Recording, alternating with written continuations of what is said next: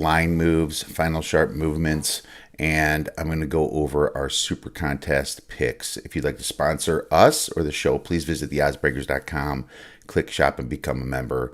For $17.99 a month, you can get my plays and premium plays before the line moves. Or please check out bettersportspicks.com to get Kyle Hunter's premium packages, and he is the best totals player that I've ever met. He's amazing. All right, guys, I want to check some of this out here. It looks like there has been some movements in the NFL. That's the first thing I always want to cover here. Moving on to my screen, and please bear with me. This is I'm a little bit green when it comes to streaming. We have the Packers versus the Lions. This was at 3.5 a long time ago. We hit it at 3, and it's at 2.5 now. So it's no play for me. Would I give out at 2.5? It's a lean to the Packers. 3 is such a key number. It's very important. There has been some money bought back on the Bears here, as you can see. 10% sharp money. It looks like 46% of the tickets are on the Bears, but 56% of the money. This was at 3. It's probably evened off now. It's moved to 2.5 since Friday/Saturday. So some money came in on the Chicago Bears. The Colts kind of hovering between 7 and 8. When Fournette went out, it went up to 8. And I really didn't agree with that quite as much. But I think that the team might even be brought more together, because what I hear about Fournette in the locker room wasn't the greatest. A lot of money coming in the Patriots here. This thing was at 6.5. Now it's at 7.5. For me, as you will see a little bit later, I'm not a huge fan of the Patriots this first game. The Redskins, or the Washington football team, excuse me, went from plus 6.5 down to plus 5.5 the last few days, probably the last 4 days. I think this kind of happened Thursday, Friday. Eagles are a little bit injured at wide receiver. The Redskins have some matchup advantages from what some people say. So I guess I agree with that line move, but the Redskins is something I'm hoping to not touch a whole heck of a lot this year. Let's move on to the Browns. The Browns all the way down to 7 in some books. And this thing was at 10 a long time ago, but it kind of hovered at about 8.5 for a very long time.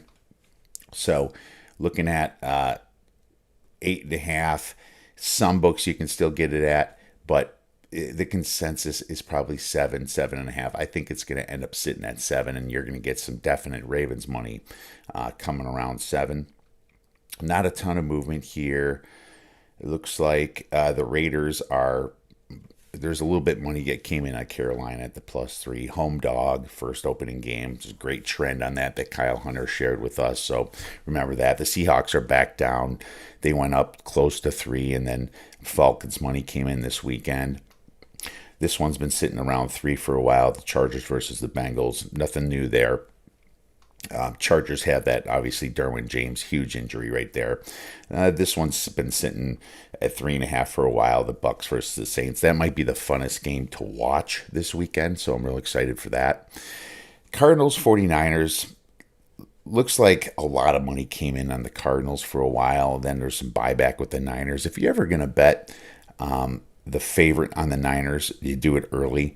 There's always money that comes in on the Niners because of, San Francisco people coming into Vegas, coming into Reno, things like that. That seems to move the number late. So if you missed your 7 with the Cardinals at your book, you might still get it if you wait a little bit.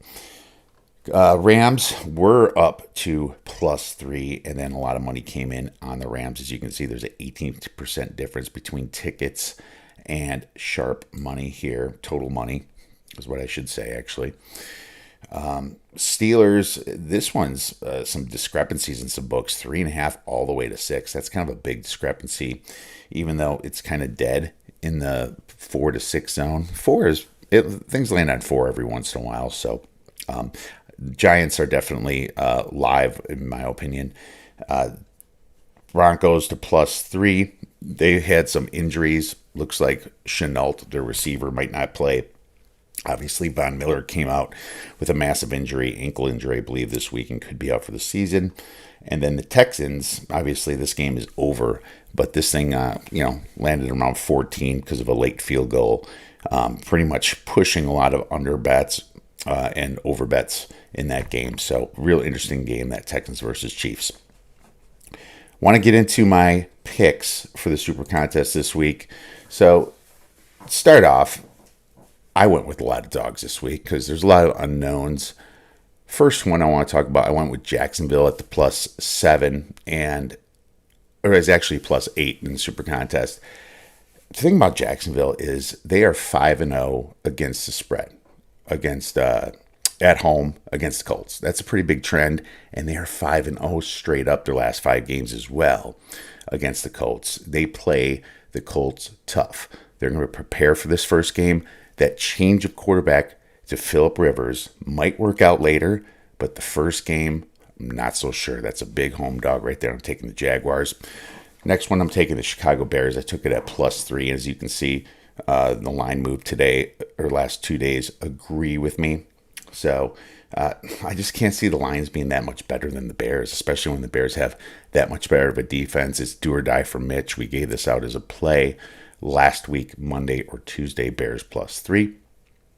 The next one I took is the Green Bay Packers at +2.5. And like I said, I gave it out as a play, but that thing's gone now. Before, Packers are, I still think at +2.5, even though I won't bet it, it's still, you have to pick 5 games against the spread with the Super Contest. And I agree with the fact that there's not going to be as much of a home field advantage in Minnesota. And I can't see how the Packers are a worse team than Minnesota. I think they might be a little bit better because Minnesota lost so much defense. And now Danielle Hunter, their defensive end, is out. That's huge for Green Bay right there. So I think they have an edge there. And Aaron Rodgers is going to be coming in this game pissed off. The next one we took is the Giants at +6. And it's just too many points for the Steelers, how terrible their offense was. The Giants improved. They got some more help on defense in the free agency. So definitely liking the Giants at +6 there. It's going to be a low-scoring game. I correlate that to the under. We took a pretty large under bet, as you know, at 47 on the Giants versus the Steelers. And the fifth play that we made, I believe, is, give me 1 second. Trying to go to my screen here. Jog my memory. The Dolphins. And this one went against me, this line movement against the Dolphins. And I took the Dolphins just because the Patriots lost so much. I am not a huge Cam Newton believer. I thought he was inaccurate since his shoulder surgery. I didn't see it come back last year when he played a couple games. The man seems to have a lot of excuses, and maybe Belichick fixes all that because he is, the best coach probably of all time. But just how they lost Hightower, Chung, so many people sitting out this season. It's a new Patriots team. While the Dolphins are kind of up and coming, a little bit edgy. The Dolphins, people are saying that the Patriots are going to want revenge from last year for them taking them out of the first top 2 seeds bye week in the playoffs. Well, I mean, how do you calculate revenge when, the Dolphins are kind of looking at it like, we got our asses beat for years by the Patriots. It's our turn. Now we're the up and coming team. That's the way I look at it. Plus the Dolphins made a ton of moves, went to the bank last year. They have a couple players from the Patriots on defense. So that spread was too much for me at +6.5. So I took all dogs for the Super Contest. As you can see, Bears, Jags, Dolphins, Giants, the Packers. So the other one I contemplated was the Arizona Cardinals. It seems like every sports bettor is on the Arizona Cardinals, even the sharper ones I respect. The thing for me is Kyler Murray is still questionable as an elite quarterback. He's probably top 15, top 17 for me right now. But the Niners might be coming in with a force.